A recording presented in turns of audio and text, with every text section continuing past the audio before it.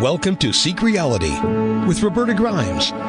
Joyous conversations about what the afterlife evidence and modern science combine to tell us is true about our one reality. You have nothing to fear. You are eternal and you are perfectly loved. Knowing the truth changes everything. Now, here's Roberta. Welcome to Seek Reality. I'm Roberta Grimes, and I am delighted that you're with us today. Oh, my dear friends, the best thing for me about doing these weekly podcasts, other than the fact that you're willing to join me here, is that I have made so many wonderful friends this way. And our guest today is another one of those special friends that I met in the course of doing this work. He is the delightful TJ Woodward. And now he's an old friend of mine, although he's not so old, but our friendship is old at this point. He's someone I've come to think of as kind of a public visionary. His calling has long been to help people who have substance abuse issues, and that kind of help is pretty big help, and it extends now to other kinds of problems people have. I first met and interviewed TJ about 10 years ago, right after I had read his first really terrific book. It's called Conscious Being, Awakening to Your True Nature. I saw that book as fundamentally my own Liberating Jesus, but it's based in Eastern religious teachings and not in the teachings of Jesus, which I thought was a great idea because some people have been so traumatized, frankly, by the fear-based nature of modern Christianity, not by Jesus at all, of course, but by some of the Roman Emperor Constantine's teachings as they're used in modern Christianity, sad to say. Some people, therefore, don't really want to think about Christianity now, even though, of course, everything Jesus himself actually taught is wholly love-based. So now they can hear those very same truths from TJ Woodward's wonderful work instead. TJ's second book was Conscious Recovery, A Fresh Perspective on Addiction. His third book was Conscious Creation, 5 Steps in Embracing the Life of Your Dreams. Oh, my friend TJ Woodward is the creator of the Conscious Recovery Method, which is trademarked now. It's a groundbreaking and quite effective approach to viewing and treating addictions. And he's the creator of and host of, or was at one time, I'm not sure if he's still doing this, of the Awakened Living TV and Awakened Living radio shows. TJ is literally a ball of fire. TJ, welcome. I'm so glad you're back with us again. Oh, thank you, Roberta. I don't know what number this is for our interviews, but I know that I absolutely love being in conversation with you. So I'm grateful to do this once again with you. And thank you, audience, for tuning in. I'm excited for our talk. Oh, so it's the 7th. I keep track. This is our 7th interview. Wow. You have a new cover on your first book. Show us the new cover. Yeah, all my books have new covers now. This is the new cover to Conscious Being, and then my other 2 books are right here behind me. Well, they have your lovely face on them. They have my lovely face on it. I decided to go that route after the books have been published now. 2015, 2017, and 2021 was when they all came out originally. So it's time for a refresher.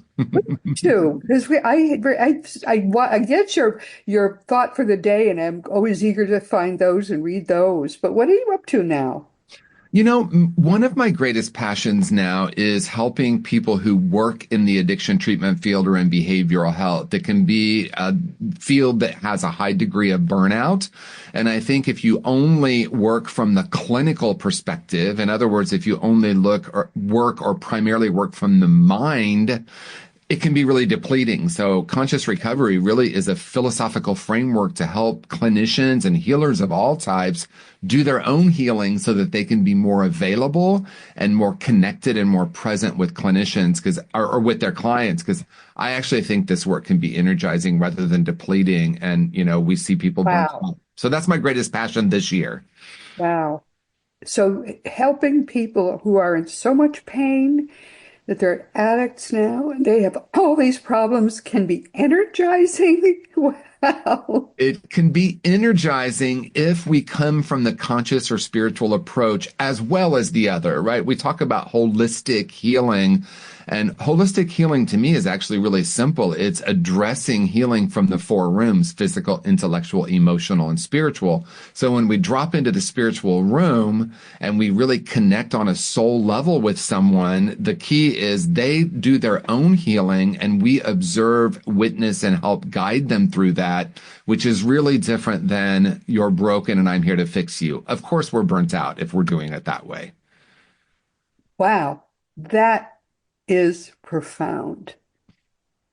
Yeah, you're broken. I'm here to fix you. You're going to wear yourself out pretty fast. I can see. Very fast. Yes, absolutely. And I've seen it time and time again, and I've experienced it myself. And I remember when I first started working at an addiction treatment center, we had 48 clients, and this was in 2008. And I remember walking in one day, and it's a beautiful property, and the gates opened, and I thought, if I believed that there were 48 broken humans on the other side of this gate and my job was to fix them, I would be depleted too within an hour or two. And I Yeah, can walk out after 8 hours feeling energized and enthusiastic. What is that about? And what is mine to do in terms of bringing this to more people to help them be more effective in their work, but also energized? so when people are addicted, they're not broken, really. What is it that makes them addicts? Why do they become addicts then? Well, I think this is a big question because I can tell you what the party line is. The party line is it's a disease. I think it's a response to pain. I think it's a response to unresolved trauma, spiritual disconnection, and toxic shame. In my book, Conscious Recovery, I identify those as the three root causes. The Right. term addict or addicted or, alcoholic, all of those terms, I really kind of don't prefer to use them because we all have things inside of ourselves at some point in our lives that feel out of balance, and we're looking outside of ourselves to try to heal that. And any of that, anything we use in that way that becomes repetitive, we could consider an addiction. Right. Absolutely. So it's something that feels out of balance in yourself, and you're looking for a way to bring it into balance, and you're looking for that way outside of yourself. Yeah. And if you go back to the conversation we were having about liberating Jesus and conscious being, the message that we received for both of those books, or, whether that's from our inner wisdom, from guidance, Mhm. combinations of, you use the teachings of Jesus. I use a lot of different things on my spiritual path, Oh, including, like you that's a said, great book. It's a great yeah. book. And it's that we are whole and complete, that we are infinite beings, that we're literally a spark of divinity. And so to know that we're a spark of divinity is to know that we are whole and complete and don't need anything outside of ourselves to complete us. So that is really the basis of conscious recovery too, that we're not broken or damaged or that we're diseased or defective. We are actually infinite, but we have put all kinds of stuff on top of that. And many of us have forgotten that simple truth. The deeper we go inside, the more whole we really are. Isn't that beautiful? It So really, that's how you try to help the people that you're trying to help. yeah.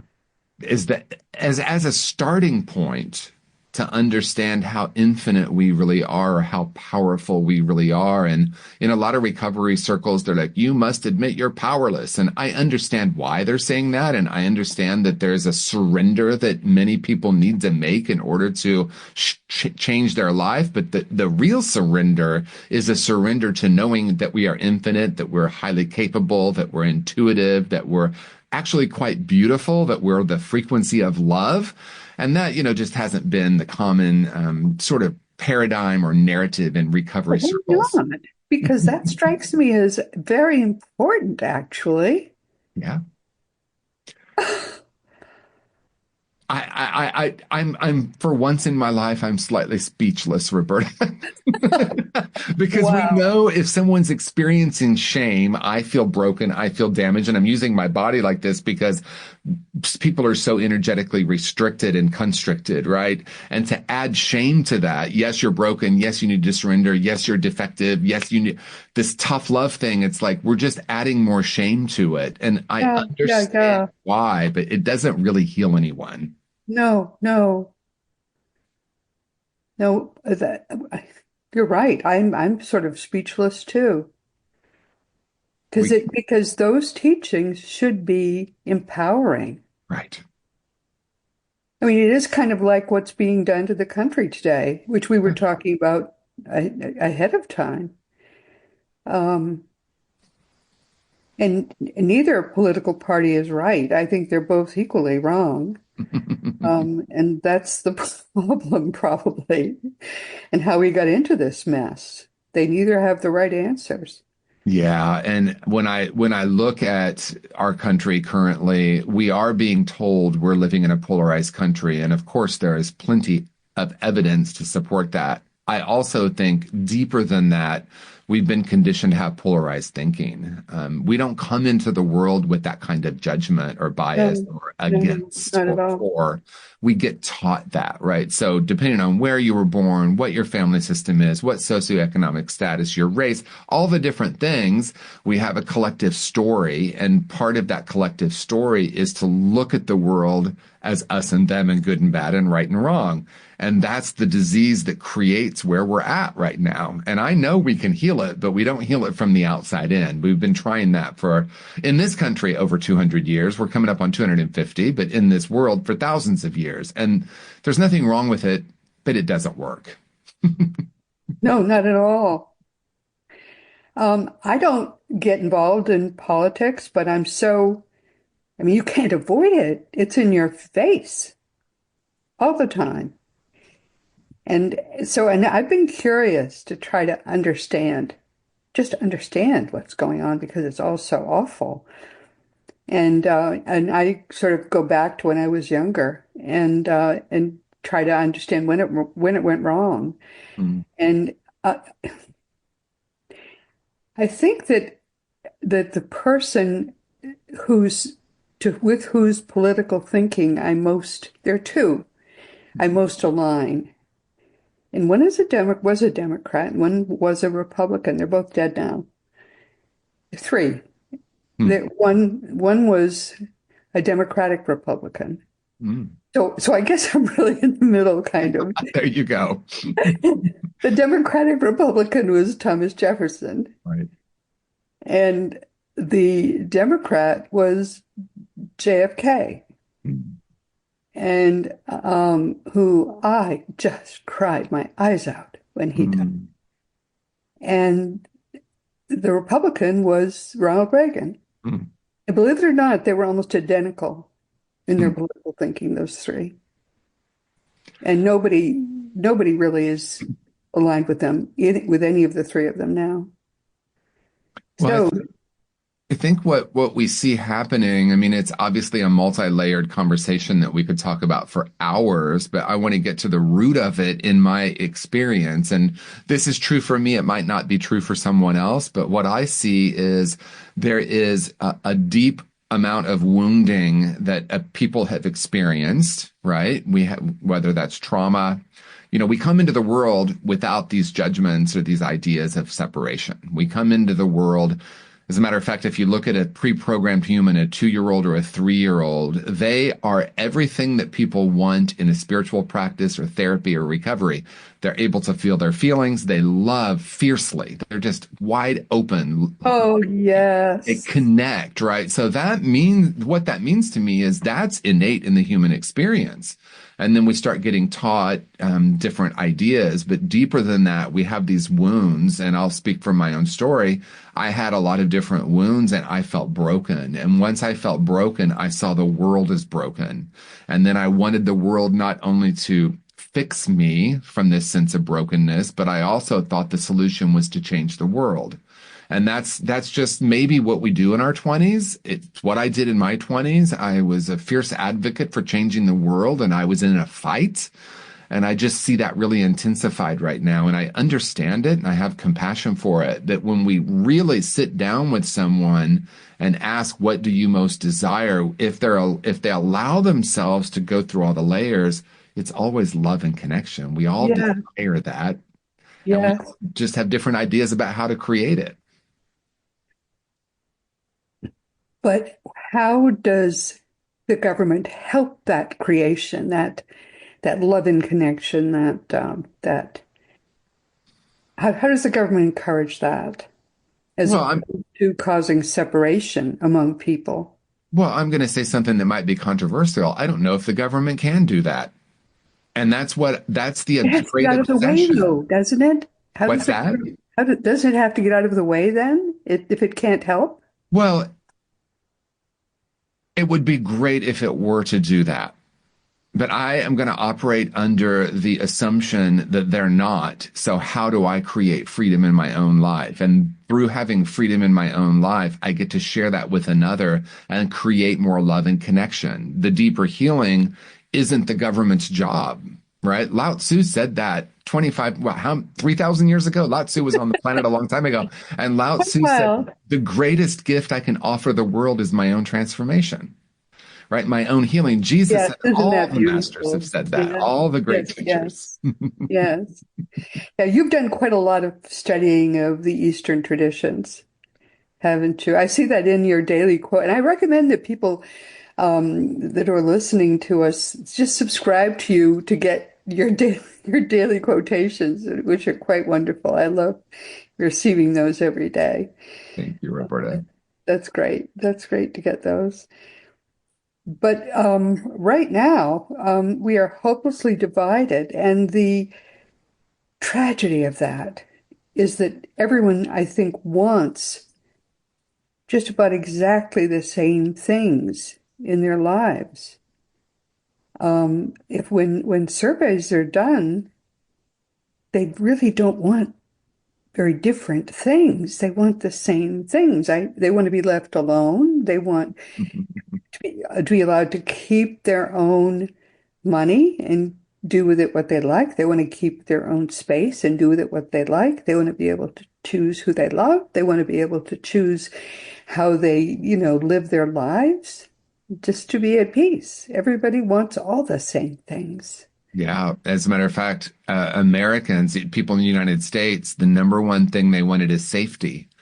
And the issue is, for some, safety is let's have more guns and build more walls. And for others, it's let's tear down all the walls and get rid of the guns, right? But the essence of that is the same. Now, I'm not saying don't vote your conscience. I'm not saying government doesn't have a role. I'm not saying we don't want to be activists or advocates for what we want to create in the world, because obviously there's a place for that. I look at Jimmy Carter, who after his presidency did so much to help people, right? And I don't know if he was a great A lot of president. I was too building. Yeah, young. I was yeah. too young to know if he was a good president. I know what my dad thought of him, but he did stand for peace. I will say that. But what he did to help others in Habitat for Humanity and building homes, like that's honorable, right? And so government has a place, action has a place.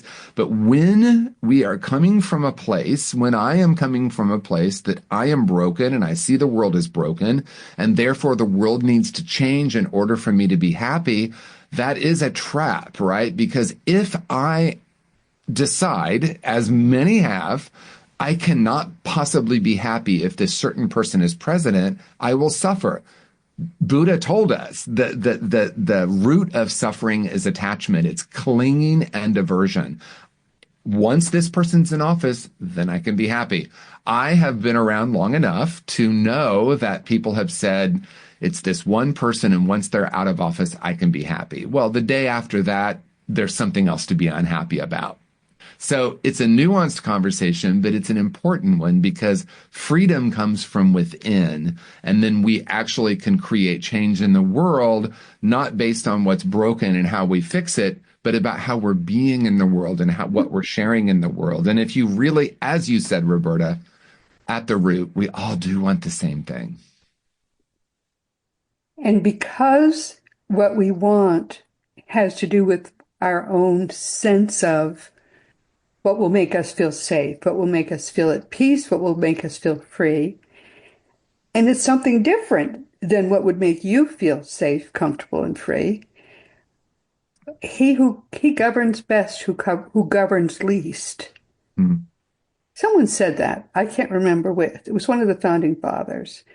They really felt strongly that the government had to be doing as little as possible to get in the way, just because everyone has a different sense of what will make him feel comfortable, safe, secure, and so on. So we need to stay within our own fences, on our own farmstead.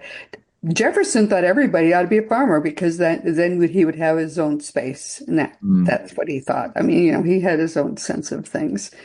But I think that the problem lately has been that people have had a few people, or probably a lot of people, have had such a strong sense that they knew what was best for everybody. And that's just not true, because other people had their own strong sense of what was best for everybody.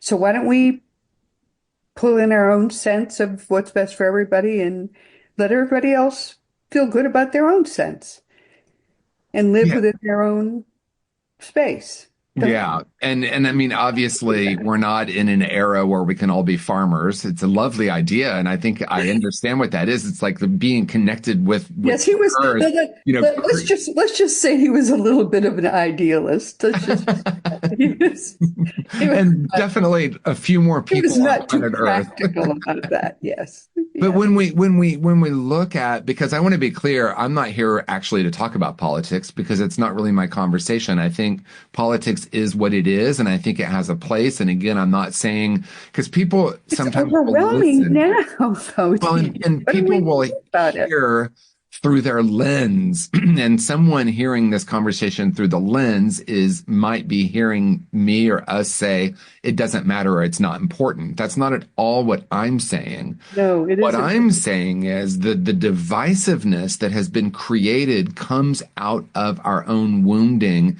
and it gets externalized in the idea that everyone needs to sort of do it the way I see it needs to be done. And if you don't, then I suffer, right? And as soon as I have a judgment, there within that is the seed of revenge and retaliation and othering. And what happens is then we find a group of people who agree with us and we create coalitions, right? Those can be called religions or political parties or Mhm. clubs. But the Yep. issue with that is then groupthink takes over, and then we're no longer thinking for ourselves, even though we think we might be. So it's like we're looking to see what other people in our group are saying and unconsciously going into an agreement of that.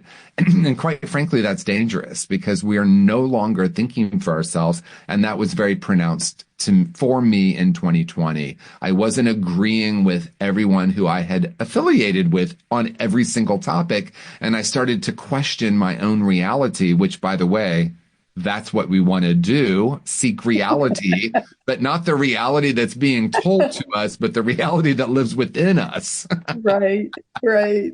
Well, so how do you help people find when they're all tied up in knots about this stuff? I mean, I just tell people, let it be and try to find your own peace in your own peaceful place. I find my peaceful place by trying not to pay attention to it because somehow I've managed to survive this long without having a politics. And somehow the world got along just fine without my injecting my nose into it. So I think that's been a good thing. But Yeah, it is interesting, right? Because someone listening or watching, and I've been told this many times, are you just burying your head in the sand? And it's not about burying my head in the sand, but it is about realizing that what I put into my consciousness is what I experience, right? So someone said to me, well, if you're enlightened, and I told you this before the show started, but if you're enlightened, you can watch the news without getting quote unquote triggered. Well, yes. And if I'm enlightened, I can drink poison and hope not to die. But what is happening in the news now, and we can go down a whole, road of that, uh, that it's now based on making money. The news stations are no longer non-biased. They don't even pretend to be anymore. So if you no, turn that's on Fox and true. CNN, you're hearing two different points of view, and that's part of the issue. I would say turn that off, unplug from that, start looking at inner wisdom. And as we do the deeper healing of our own wounds and remember who we are, we're less in the fight. But when I realized that I am actually a Democratic Republican, who would belong to the party of JFK, Ronald Reagan, and Thomas Jefferson, and that party doesn't exist, I don't know who to vote for. And nobody that party doesn't exist. So I don't know. I think I should vote, but I don't, there's no candidate like that. So what do you Yeah. do? And how do we actually know, right? So I think that's a, an important decision that everyone must make. But I want to be clear, that's not really what I'm here to talk about because I don't know that there's a solution there. What I really want to But when focus you tell on, people, people must ask you because you're such a wise, smart guy. I mean, that's how I think of you. I think of you as sort of a thought leader. oh, thank you. This is what's going on. I'd like to get back to talking about what you do for a living because you do such wise, smart, thought leader guy stuff for a living. But this has been so much on my mind because people ask me about it because I'm supposed to have answers and I don't have an answer to this question. When I figured out there's no political party for anyone like me, I sort of said, huh? I don't know what to do. There's supposed to be parties for everybody, and there isn't one for me for sure. Yeah, I think from the perspective of how can I be at most peace and how can I actually contribute? How can I be a beneficial presence on planet Earth? And if I believe I am my opinions and my thoughts, every teacher, every spiritual teacher in some way says the moment we realize we have thoughts, but we're not our thoughts, right? I'm not my opinions. And if I believe I am my opinions, then I'm going to naturally not feel connected to the people around me. That does not mean I'm going to agree with everyone who I meet. Roberta, I'm sure if we have conversations, we're going to not agree on things, but we can stay connected at a soul level because we know at a soul level we are beyond that. If that sounds esoteric to someone, or if that sounds like, well, how is that practical? I'll give it how it's practical. Do I want to be at peace or do I want to be at war? And people say, yes, but these things are happening and we need to fight. Great. That's great. If that's your point of view, but we're going to create more violence on planet Earth. Is that what we want? If that's what we want, keep doing it. But if we want a different way, and that's really, again, what all the great teachers have taught us is how to unplug. Jesus said probably one of the most, or has said to have said, one of the most profound statements I've ever heard, and that is be in the world, but not of it. Of the world, yes. Exactly what we're talking about. Being of the world is you're different than me because of the color of your skin or where you live or your political affiliation or your religion. Yes. Being of the world is that, but being in the world and of spirit is to know I am beyond that. So And when perfectly we get said, my that, dear. Yes. thank you. That's really Right. it. So let's get back to what you're doing. You have discovered that the way that they were talking to and treating these people with addictions and making them crumble into little insecure balls of uncertainty by telling them they had to own the negativity that was causing their problems to begin with. That wouldn't work very well, right? Yeah, and I want to be clear, it doesn't mean people aren't accountable for their behavior. I think, again, we kind of can have polarized thinking on this. I'm either seeing you, I'm loving you, or I'm judging you, but it's not really necessarily, of course, it's about love, but it is also, I need to be accountable for my behavior. But when we do it from a shame perspective, in some recovery circles, it's like you have character defects. What is defective about you? List all those defects, right? But the deeper thing for me is when we tell someone they have a chronic lifelong illness that can never be healed. Yeah, that's awful. It's going to keep someone stuck. And I understand the spirit of that because listen, I got sober myself in 1986. And to hear it was a disease was refreshing for me at the time because I thought I was a bad person. So it was a step, and it was a step in consciousness in 1935 when Alcoholics Anonymous started and said, you're not a bad person, you have a disease. Now we're evolving to say, even if it is a disease, let's just say it is. I don't know if it is, but let's say it is. We now understand that we can heal disease in a different way than we once believed. We know we can change the You can brain. get better. A disease Yes. is good. You can get better from a disease. You sure can, right? But that's not the narrative. The narrative is you can never heal it, but only treat it. And that's the fundamental issue. It's a chronic lifelong illness, or it's a biological disorder, we would say in the clinical setting. That may be true on some level, but it's not the ultimate truth. It's not the ultimate truth of who and what we are. I think they should tell people you can be anything you want to be. You can do anything you want to do. You can empower yourself to do and be all. Yeah. And when I realized something for myself that is profoundly simple. I love profoundly simple because simple can be really profound. I have wanted to complicate reality so often. And when we come to the simple truth of this, when I felt broken, I acted broken in the world. When I understood my inner wholeness and perfection, I began to be that way in the world. So it became really simple. I caused harm to myself and others, but only when I believed I was broken. So adding to that isn't going to shift that, right? Yes, yes, yes, yes. And so, yes, I need to quote unquote clean up the past or make amends for my behavior. All of that is important. When I'm doing it from a place of wholeness and the infinite being that I am, I start to create possibility. And, we can have that same conversation about the seeming division in the country and in the world. When I know the inner perfection that I am, I have more love and compassion You for live other up people to or wherever they down are. to whatever people teach you you are. If you truly believe you are God's full and perfect child, that's who you will live up to being. That's right. And when children are seen as that, they thrive. Yes.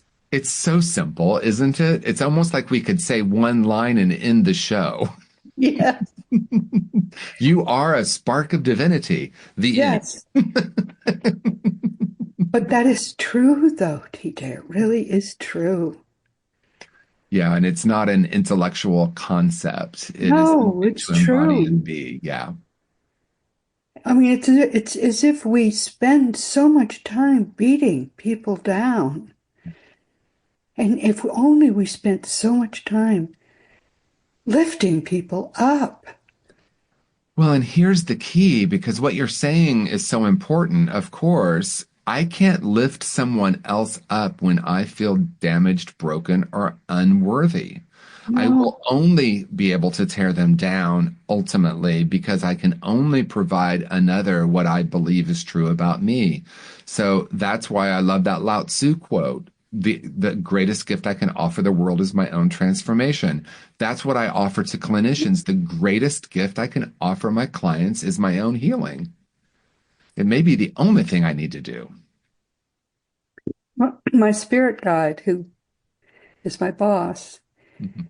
insists that I end each of my programs telling people how beautiful and how perfect they are. That's right. He's the one who insists on that. In the beginning, I didn't believe it myself, but now I believe it perfectly whenever I say it. It's true. Yeah. Each of us is whole and perfect already. It's our job to live up to who we already are. I And believe.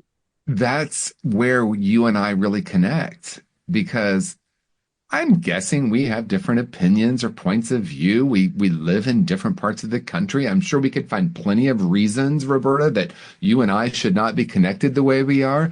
When we connect at that level, then we can be curious, right? Because I think really the key to all of this, including what's happening with the seeming division, is curiosity. Let me actually genuinely hear someone. Let me ask you who you are. What makes you come alive? Why do you decide the things you do? When we connect at this soul level of inner perfection, the rest is just like icing on the cake. But if the bread is stale and we're putting icing on it and calling it cake, that's something different. Yeah. Yeah. But I tell everyone you are a perfect eternal being. You never were ever less than that. And your job is just to go deep and understand how perfectly true that is, Yeah. and then soar. Yes. And And I've the, had people tell me who listen to this program that they're beginning to understand how true that is about themselves. And well, that makes my day. I can't tell you how that makes my day to hear someone say that. yeah, because that's what feeds us, right? Being of that type of purpose on planet Earth. I think about my first mentor and spiritual teacher, Mary Helen. She made her transition in 1998. She saw something in me. She saw that perfection, Roberta, that I didn't think I had access to, or I thought I had lost access to, which I now know isn't true. It's always there, but I had all these layers of shame and blame and guilt and Yeah, not good enough and all the things that I had done. And she saw through that. And yeah, in her seeing through that, I had an awakening. Oh yeah, my gosh, maybe that is the truth of who I am. And yeah. then everything changed. That's true. That's true about each of us. That's who each of us is. That's right. And our jobs through these lives, from the time we're born, is just to carve away all the not perfect parts because they're not really us. That's right. And they're not even ours most of the time, right? It was like No, no, generational. It was someone else. It was my second grade teacher. It was, all the things that we put on top of it. And then we come to realize that there's this beautiful light. And when I know that for me, of course, I see that in you. And when I see that in you, I know that more for me. And then we're on this beautiful upward spiral of knowing right. who we really are.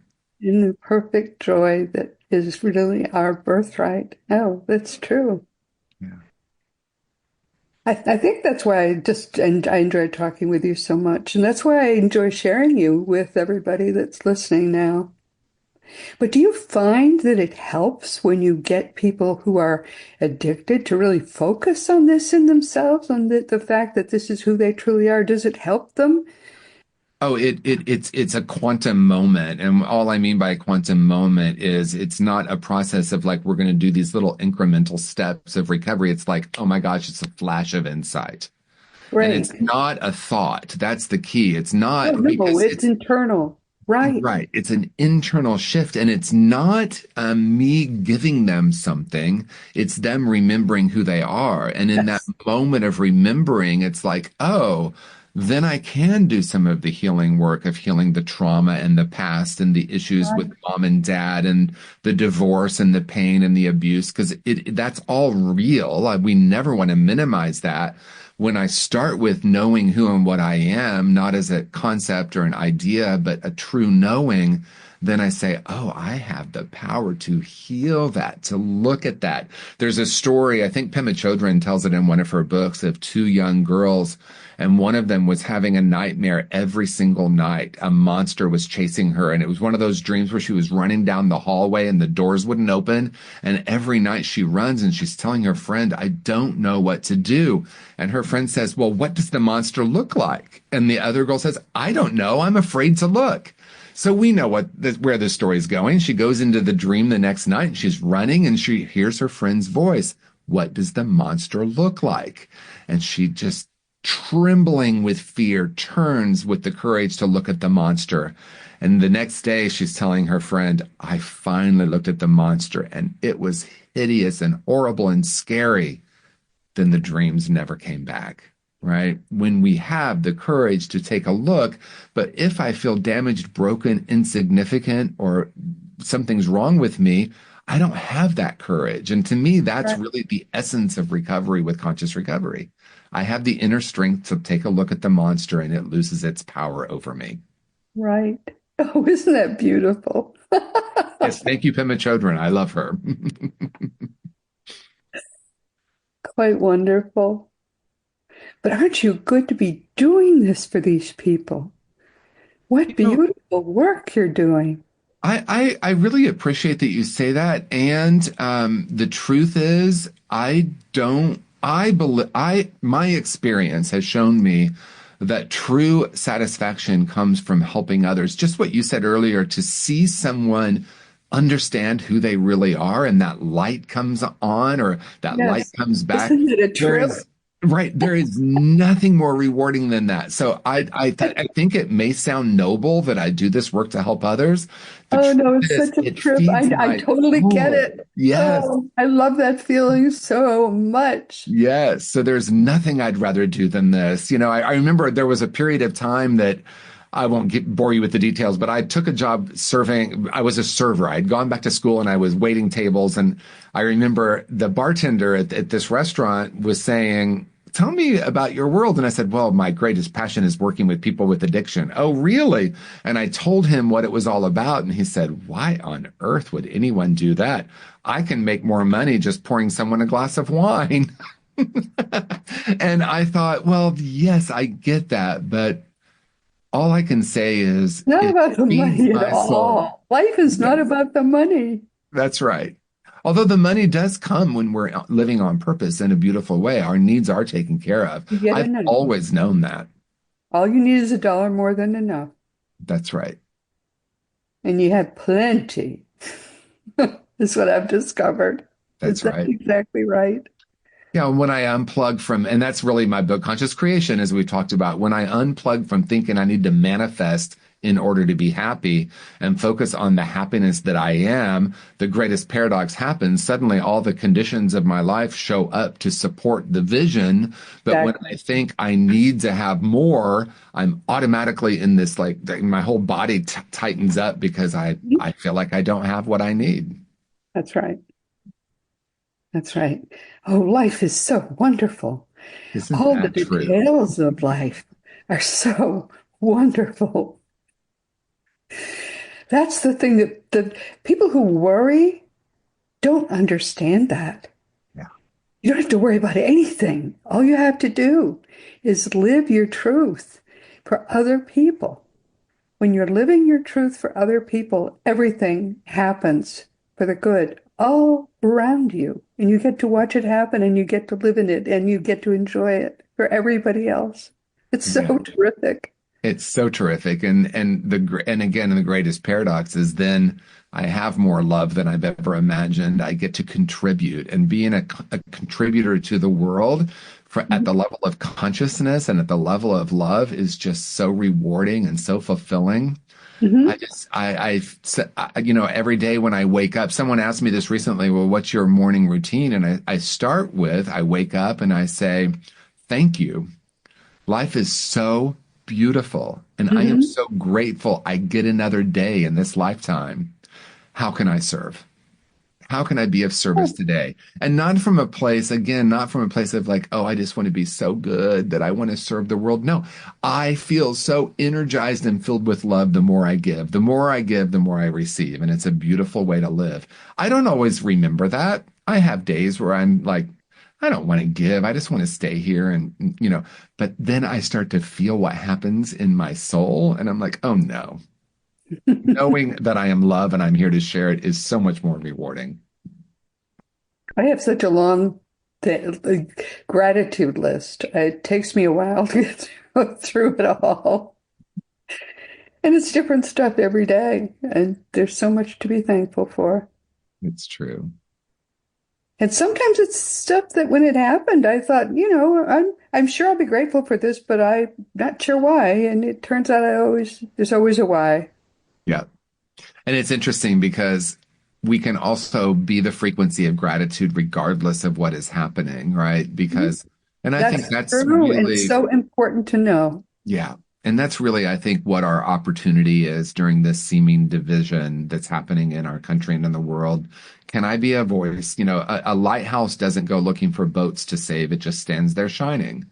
Right. Hmm. And to be able to shine in the midst of this seeming division, because when I sit down and talk with people, my dad and his wife, they joke that I live in LA and they joke that they live in LA, Lower Alabama.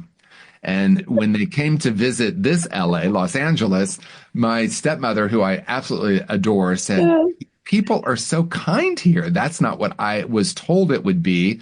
The people in Alabama told me people in LA were going to be, and she had all these ideas, right? And I said, well, if we were to walk around Los Angeles and say, tell me what you think about Lower Alabama, I'm sure we'd hear judgment too. So let's suspend some of this judgment and look for the love in the midst of this. Look for, I think Mr. Rogers' mother said, in an emergency, look for the helpers. In tragedy, look for the people who are helping.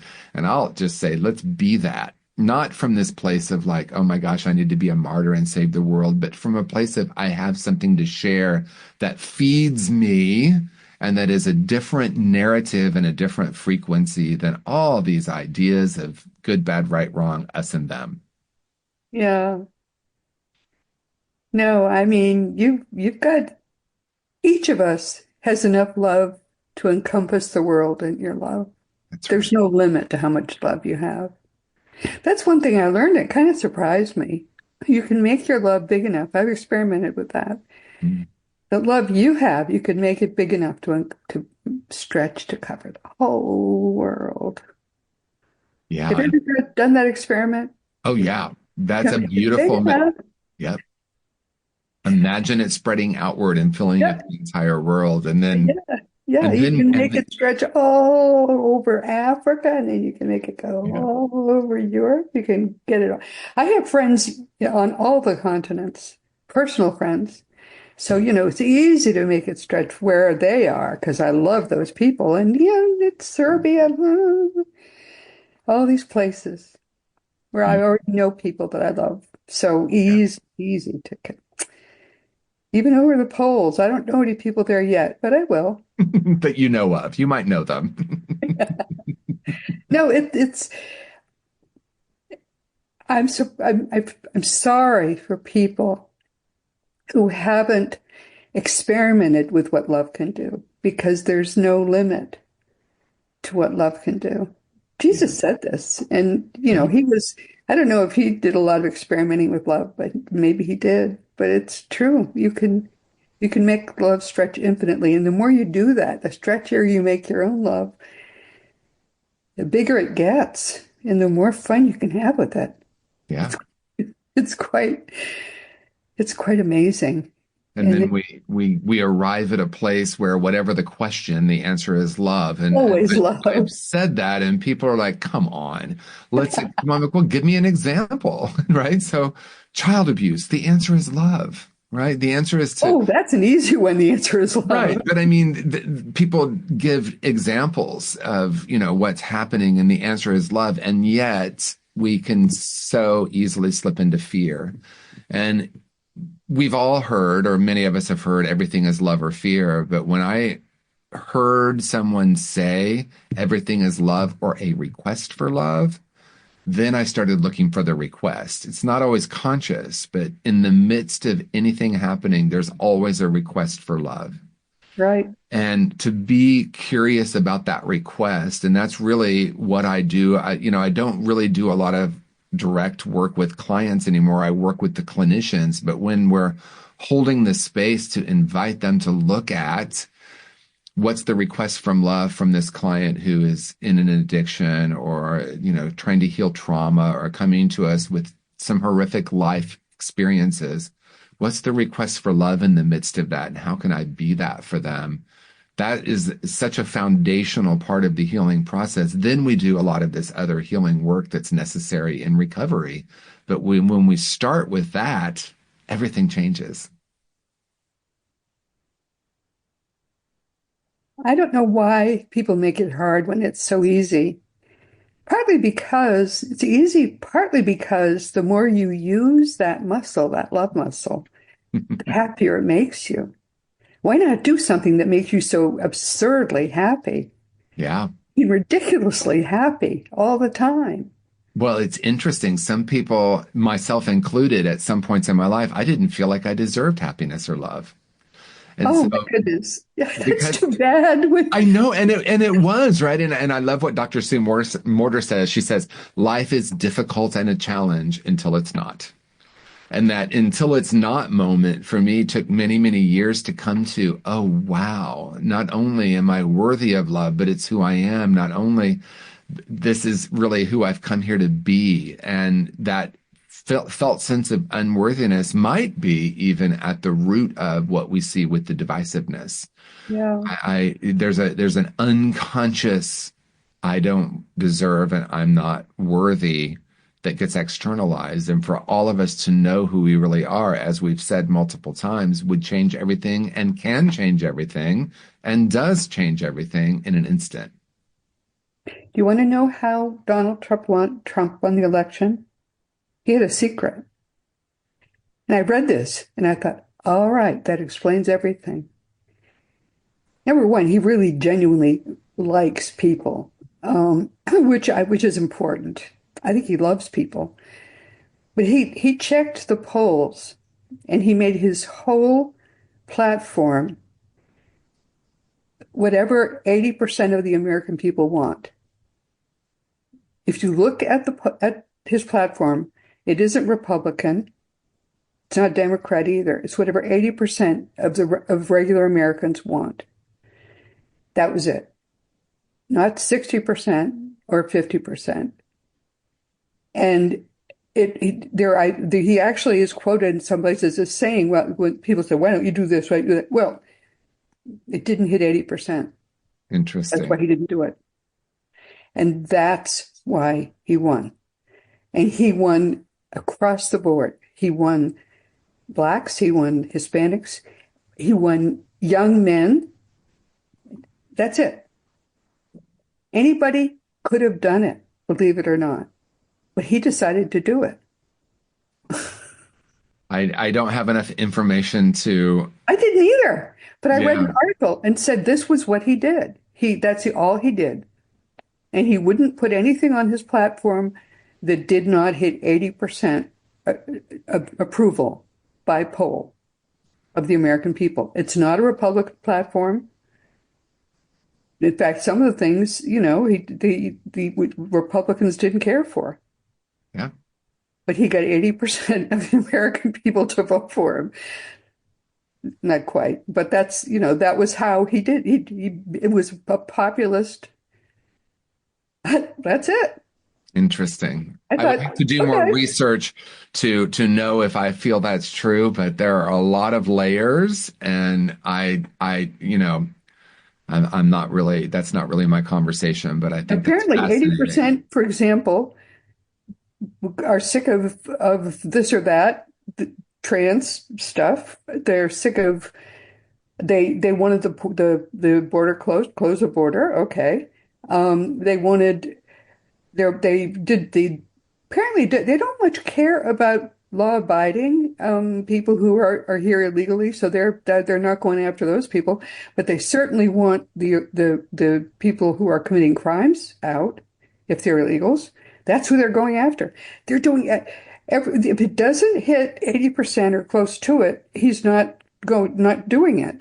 They certainly want it, and everybody wants the they want to find out what's going on in the federal government. If they're stealing or if there's something like that going on when we've got so much of a deficit, people want to know who's taking the money. He's trying to fix that. Okay, I mean I think that most people would like to know, and so he's trying. But apparently, that's what he's doing.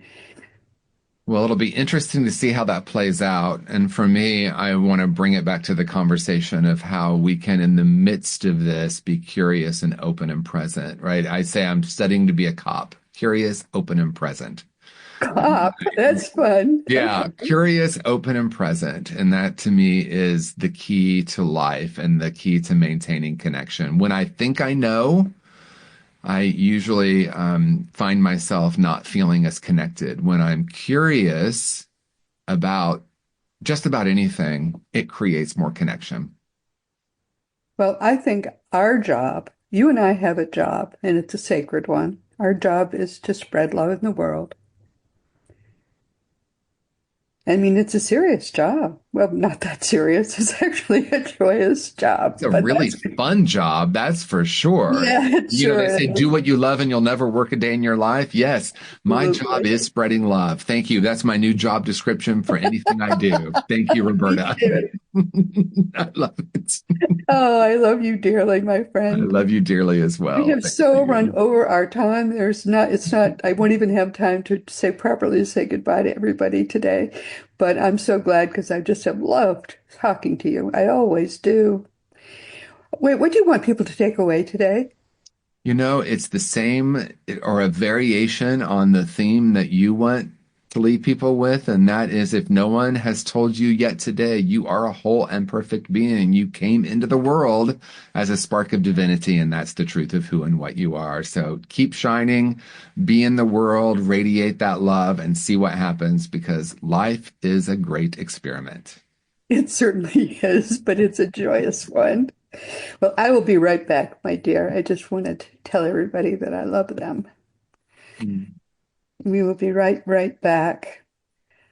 Oh, my dear friends, I'm so glad you could be with us today. Please never forget that you are a powerful, eternal being. You never began, you never will end, and that's the truth.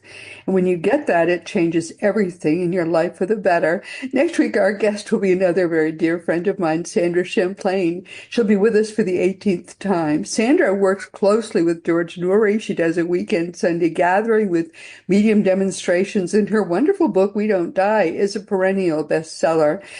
Whenever I go to Massachusetts, where I'll be in just a couple of weeks, I always have lunch with her, and we just spend 2 hours laughing and sharing stories. So that's going to be fun.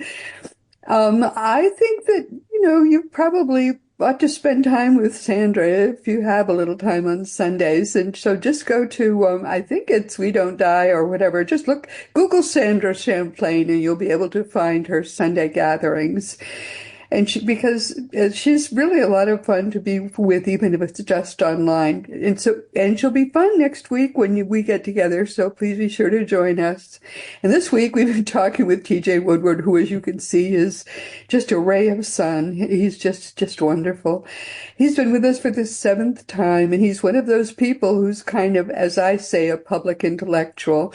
I always enjoy talking with him, and he makes the hard concepts look so easy. He really does make a tremendous difference for people who are addicted because he has done so much work in this field in helping to understand why people are addicted and how to really help them to make a difference in their own lives and empowering them. His first book was called Conscious Being, Awakening to Your True Nature. His second book was Conscious Recovery, A Fresh Perspective on Addiction.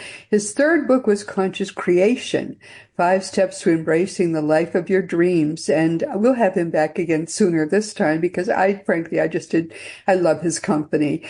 My lovely friend TJ cares so much about other people. And this is all the time we have. So once again, my very wonderful friends, this has been Seek Reality with Roberta Grimes. Please enjoy, please make the most of this coming week in our one reality, always knowing that you are a powerful, eternal being, and you, most of all, in all reality, in this entire universe, in everywhere, you are infinitely, eternally, and powerfully loved. You've been listening to Seek Reality with Roberta Grimes.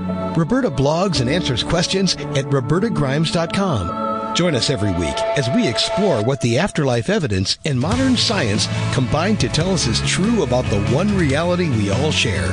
Knowing the truth changes everything.